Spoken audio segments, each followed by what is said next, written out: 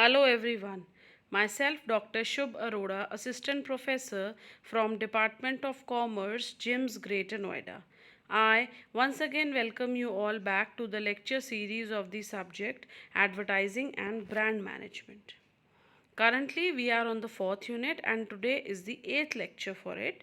And the topic which we are going to discuss in today's lecture is we'll be talking about branding in different sectors. See, branding in different sectors is very important because the human beings have frequent needs and unlimited, indefinite needs, right, in their lifetime. So, in order to cater the needs of the human beings that are unlimited, having no limits, therefore, the brands need to be available in different sectors, right, in order to cater the day to day living needs of human beings, in order to cater the social needs, health and medication needs, lifestyle needs, and all that, right. So according to these different needs, the market is divided into different segments, which is called as the segmentation part. So the brands are diversified and distributed into different segments of the society, catering and serving the different needs of the people surviving in the society. Like brands are diversified in different sectors such as personal care, then pharmaceutical, home care, commodities, luxuries, entertainment sector, services, etc. Right. So this is how different brands are available in different sectors of the market, and that is why this segmentation is done. Now let's see what are the basic approaches of branding. So if we talk about the basic approaches, there are two main approaches according to ownership. There is a manufacturer's brand and there is a private or store brand. So if we talk about manufacturer's brand, they are created and owned totally by the producers or the manufacturer, and right, and their promotion is done extensively by the manufacturer only, right. And when we talk about the private or store brands, they are created and developed by the retailers, not by the producers. They are created and developed by retailers, distributors, or the wholesalers. So basically the intermediaries involved in the distribution channel, they are actually creating and developing a particular brand in case of private or store brands, right. And the retailer does not promote one single brand extensively. He can put up the products of different brands on his or her retail outlet, right. Then when we talk about manufacturers brand, they are more advanced and work innovatively on manufacturing new products by using and adopting new technology. Whereas when we talk about private or store brands, there is no manufacturing technology involved. Therefore we can say that these are less innovative or use less innovative technology. Then manufacturers brand, they do not communicate with the consumers directly. But when we talk about in case of private or store brands, they work very closely and try to create and develop a good connection with the consumers who hit them, right, for purchasing the product, for collecting the information related to the product.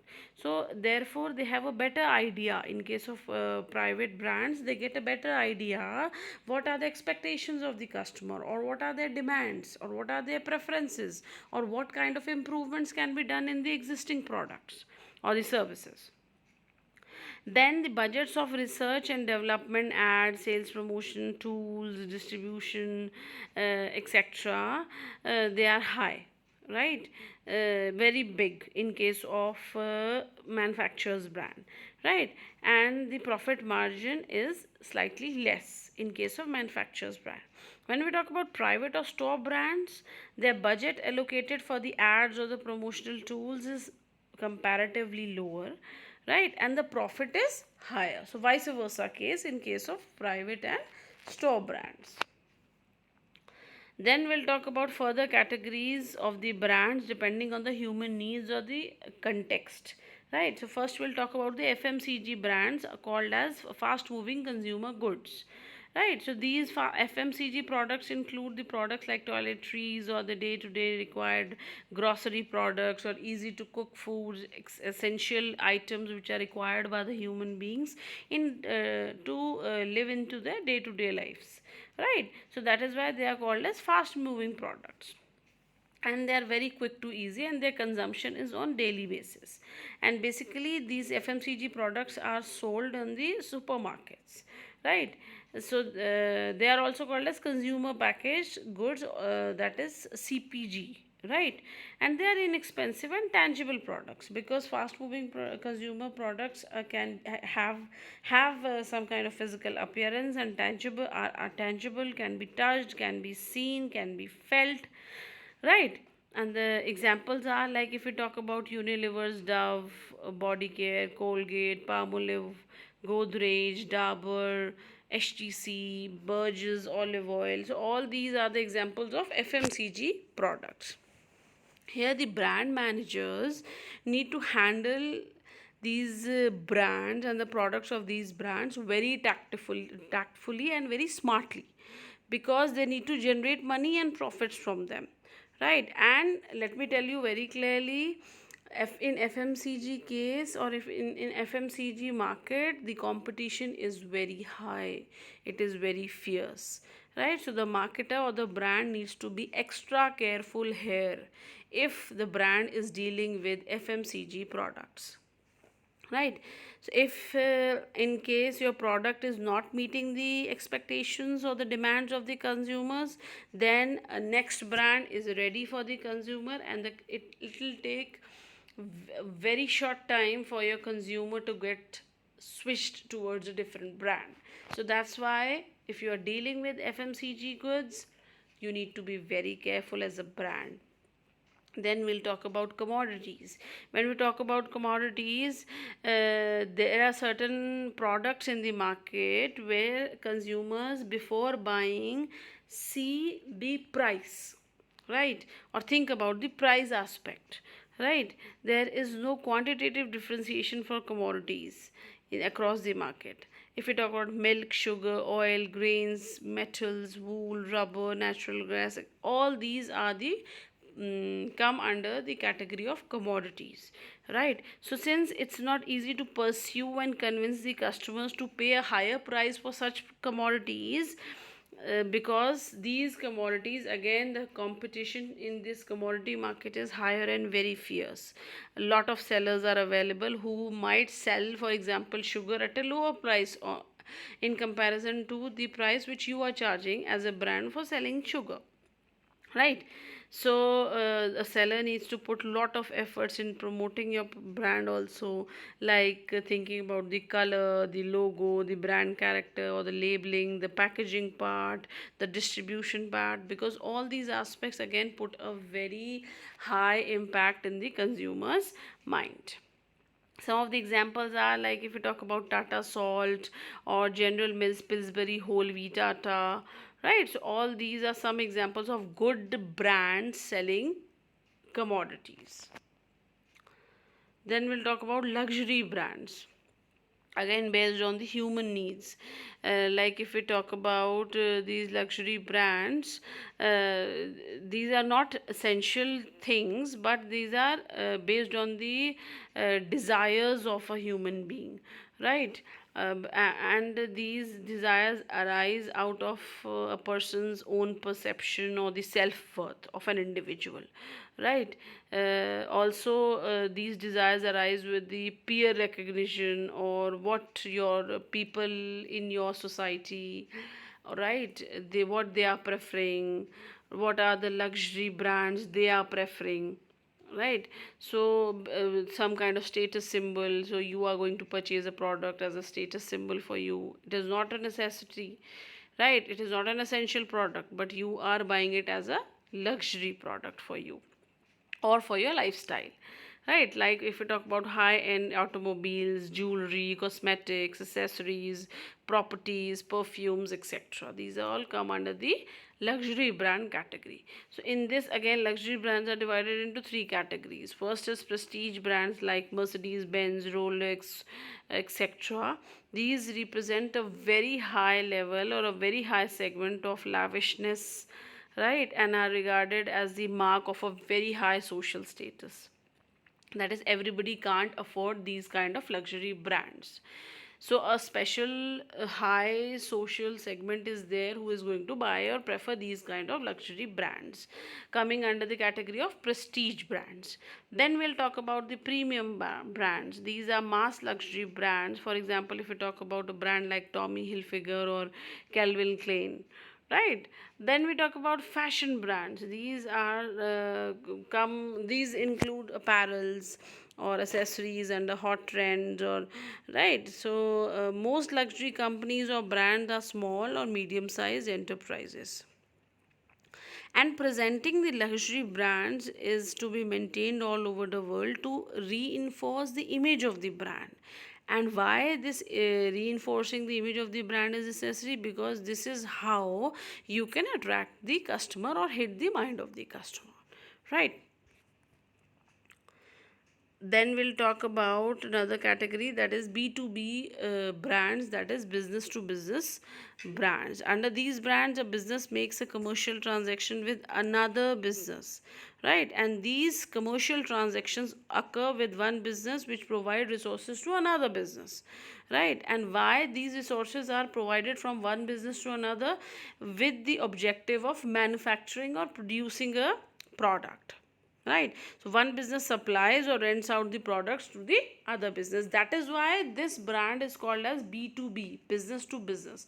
One business is taking giving business to other one by supplying certain requirements of the other business. Right. And we can take some examples of B2B, like if we talk about restaurants buying cooking energy or raw materials or crockery or lights or furniture from different businesses, right? If we talk about retailers, they buy the original retailers buy a product from original manufacturer for reselling it. McDonald's, Pizza Hut, IBM, Microsoft, Oracle, these are some of the very good and latest examples of B2B brands, right? Next, we'll talk about the pharmaceutical brands. If we talk about pharmaceutical brands, some of the very famous pharma companies or brands are Abbott Laboratories, USA, and Dr. Reddy. Then Simila Expert Care Nutrition, for specifically for the infant sector, right?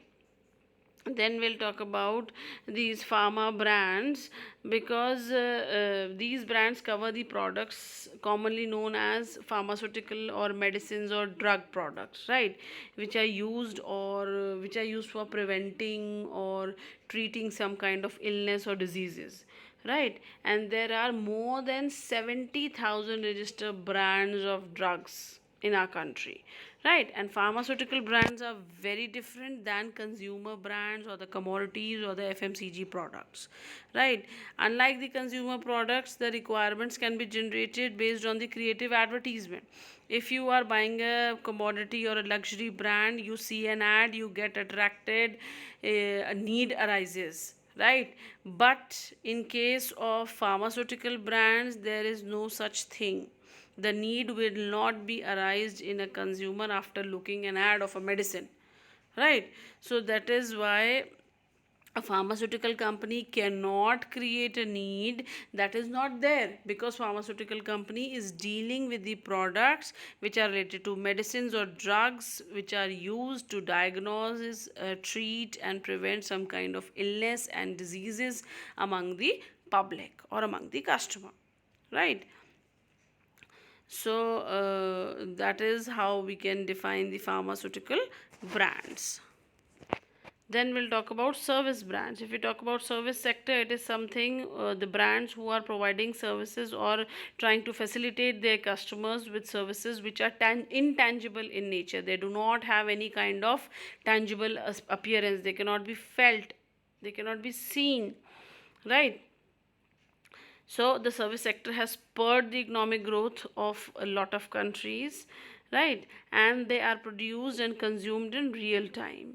So if we talk about the categories of the service brands, they are different categories like classic service brands, pure service brands, professional service brands, retail service brands, etc.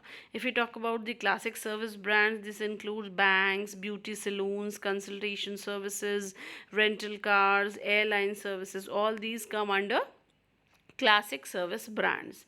When we talk about pure service brands, these include some kind of associations or memberships. Then, when we talk about professional service brands, this includes estates, agents, travel agents, advisors, consultants, etc. Then, retail service brands include restaurants, fashion stores, supermarkets, etc. Right? So, in total, when we talk about service brands, it includes Air India, some banks, some automobile brands, like, and then some cafe, coffee day, global, lifestyle, fashion, landmark group, ICICI Prudential Life Insurance. So all these brands come under the head or the umbrella service brands, because in service branding the speed of processing the consumer's request, punctuality is very important, the delivery, the quality aspect, the degree of attending the special needs of your customers, being very fast in responding to the needs, to the concerns of your customers. All these factors carry a lot of significance in case of service brands. If you are a service brand, so you need to be very careful in these factors like punctuality of in delivering the products, providing the services with high quality, then being very responsive, very quick, need to attend all the needs and preferences of the customers, right? So this is how service brands are expected. Then when we talk about e-brands, e-brands include like every all the digital platforms, e-commerce sites, like we talk about Flipkart, Amazon, Snapdeal. These all are the examples of e-brands, and they portray the entire image of the company, like what are the values or the core competencies on which the brand is doing the business digitally, right? What are the vision, missions, motives behind the doing the business over the web. So everything in e-brands is done over the web, digitally, online, right? So here the customers become loyal to the sellers, especially to the sellers, e-commerce sites, right? And the consumers with time gradually get to know that on which e-commerce platform what kind of product will be available, what are the terms and conditions of every e-commerce site, then what kind of schemes are going to be there from time to time available on the e-commerce websites, with the e-brands. So the customer is very familiar with time, right? And e-brands work directly to create a direct relationship with the brand owner and the customer. And how this relationship is built between the brand owner and customer over the web with the help of internet, because the internet reachability is very high and very wide. It is very easy for the e-brands to survive among the competitors and gain good reputation among the customers.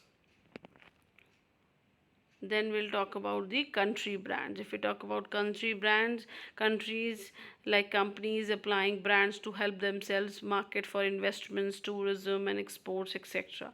So the country of origin is commonly referred to the term, like if we see a product, we generally see the name of the country is mentioned where that product has been produced. For example, if we see made in India, which depicts an association with the product's place of origin, where this product has been originated from, right? So that works very effectively in case of product quality. If we read the country's name, we automatically, there's a mindset as a consumer in our mind that okay, this is the origin where the product was produced, so definitely this product is going to serve very good, right?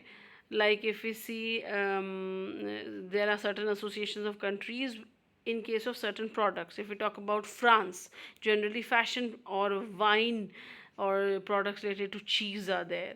Then if we talk about Italy, the designer products are produced. If we talk about India, it is famous for producing the products of spices. Then Denmark, famous in producing chocolates. Germany, automotive products. Japan, electronic products, right? So this is how every country is famous for producing a certain category of product.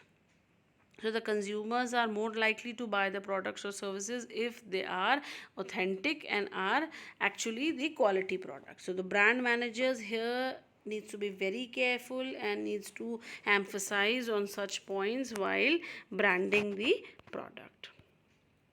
So this is how we discussed about the branding, the categories of branding in today's class. Let me give you the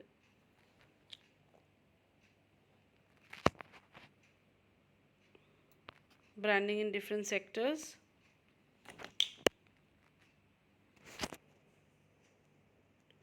We have discussed about manufacturing branding.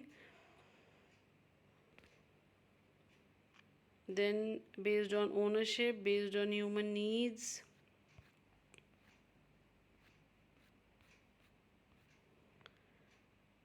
We have discussed all these types of brands. So we are done with this lecture. Thank you and take care.